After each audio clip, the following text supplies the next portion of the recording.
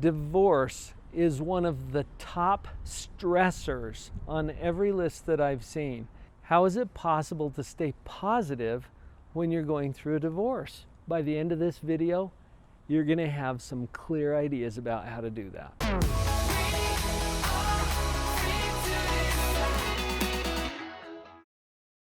I strongly believe that you can be positive no matter what. As we apply this to staying positive while you're going through a divorce, let's do this as a top 10. Starting out with number 10, realize that it's a choice. I say it this way partially because of my own background and upbringing. I was raised in a conservative religious community where divorce was one of those taboo subjects. It's something you never talk about and it's never an option. And I think that doesn't serve people well. It is a choice. When we make it a choice, it's easier to do some of the other things on the list that we're going to get to. Realize that this is a choice, a legitimate life option that may happen. The thing about choice is, until we see something as a choice, it's not. And a lot of people end up in circumstances in life through whatever complex series of events has happened that they didn't plan on being here. Seeing the choice in the matter is an important step to put you in position to do what's next. So let's move on to number 9. Coming in at number 9 on our list is to forgive yourself. Start right here at home, okay? This does not mean that you failed your relationship. Although that's a common way to talk about it, let's just vacate that kind of thinking, because in my mind that's a victim paradigm and it's not helping anything. Be very forgiving and tolerant. This happens to good people like you. It doesn't mean that you're a bad person. It doesn't mean that you can't do relationships. It doesn't mean that you have failed. It simply happens. It's one of those legitimate life circumstances that a lot of people experience, including really great people like you. Let's be very forgiving of people who go through a divorce, and especially this one. Okay? As you're going through this, be very forgiving of yourself. That brings up number 8. Forgive your ex. Or soon-to-be ex, as the case may be. Let's stop beating people up for the choices or circumstances that lead them into whatever position they're in right now. Here's the thing about forgiving your former spouse. It frees you up. And that's the main reason that I would ask you to do it. Now, is it going to benefit them? I've had people in my office who dig in their heels, and it's like, that person doesn't deserve forgiveness. What they did was wrong. They didn't even acknowledge that it was wrong. They've never apologized. See, they're listing all of these reasons why not to forgive the ex. Guess what? If you forgive your former spouse, it frees you up. It might benefit them, but that's only secondary. And do it anyway. Okay? Don't be that person who's not willing to forgive. You forgive your ex, it frees you up to have some powerful experiences and to stay positive through this divorce. Now let's move up to number 7. Number 7 is to own your choice. Do you remember number 10? That you have to realize this is a choice. Own your choice. What I mean by that is stop blaming circumstances or people, especially your ex. Stop blaming for what's happening here and own your choice. This is a choice. You are here by choice. Now you might resist that and say, but I'm not the one who chose this. Yeah, I get it. There are a series of choices that you can own about where you are right now. And this is not a bad thing, it's just where you are. So own your choice. If you're the one who decided to end this marriage, own that and quit blaming your ex. If you're the one who chose to stick with it, but your spouse bailed, then own your choice to stick with it And don't blame your spouse that you're in this divorce. Just say, my choice is to stay together, and I honor the choices of other people that have me where I am right now. This is subtle and it's a little tricky. Owning your choice puts you in a position of power and allows you to remain positive in the midst of a difficult circumstance. Just remember to stay away from blaming. Any aspect of blame means that you're not owning your choice. Get clear about what your choice is and then own it. Just a little side note here.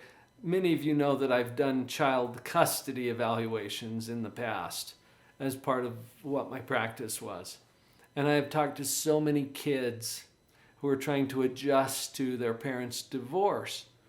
One of the most troubling things for them is this conflict that comes up when one parent is trying to blame the other, or when they're blaming each other and fighting back and forth. And guess what? This space is not safe if there's crossfire.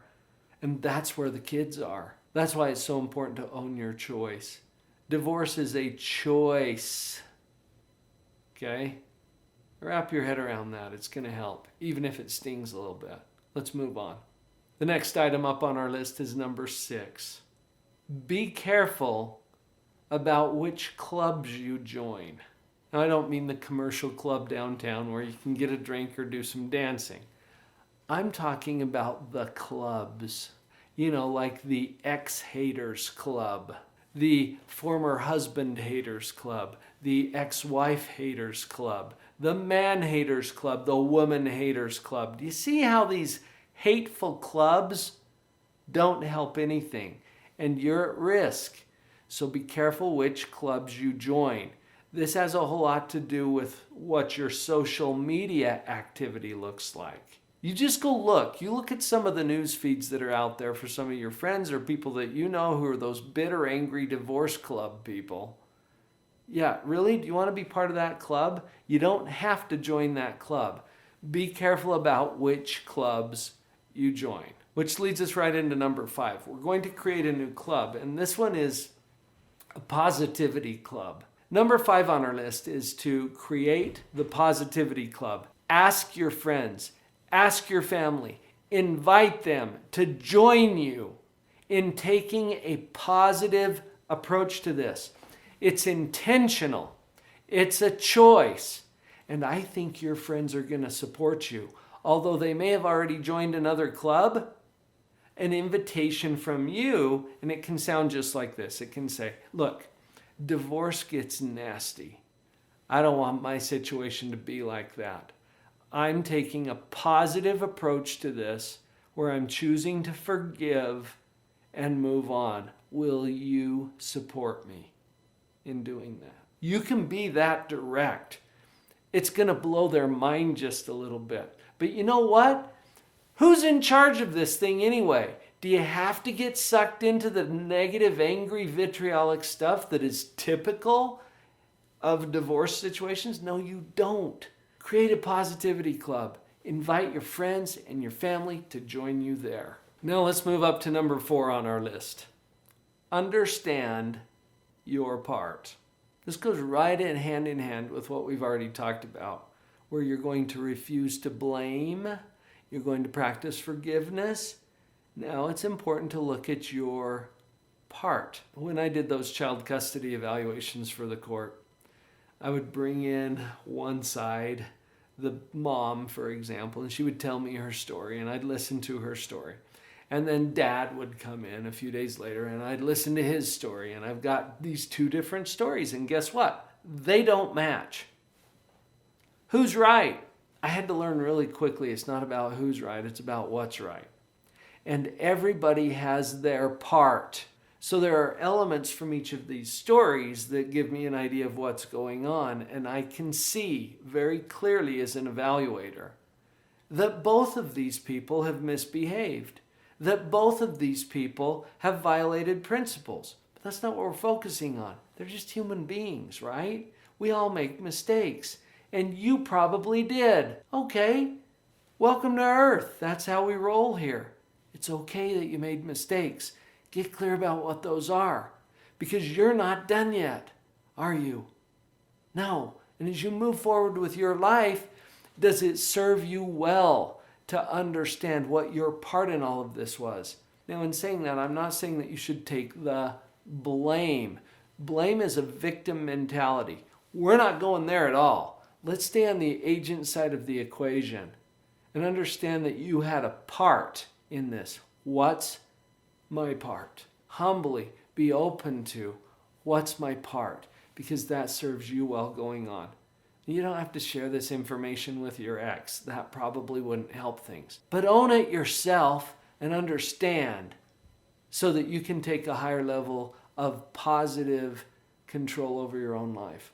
Okay, we're up to the top 3 now, and this gets back to my favorite topic, positivity. Number 3, see that your life is good. And it is. Focus on gratitude. That's probably the quickest way to get there. I know you're going through a hard time.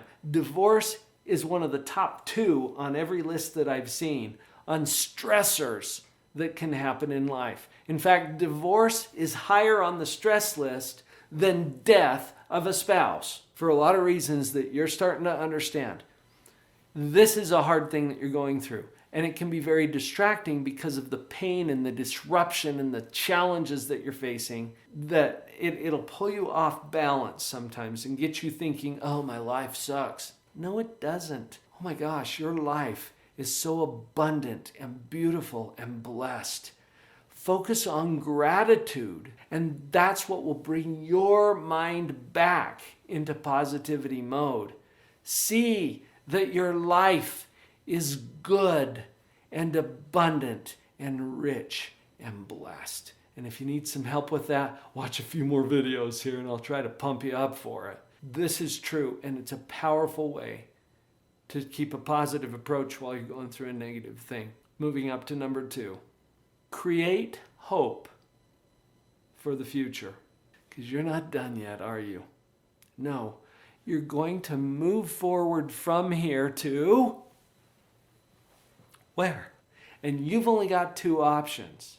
What if I were to present it to you as 2 options? Look, okay, you can have something better after all this, or something worse. Now, which one of those do you want? Or do you want a little time to think about it?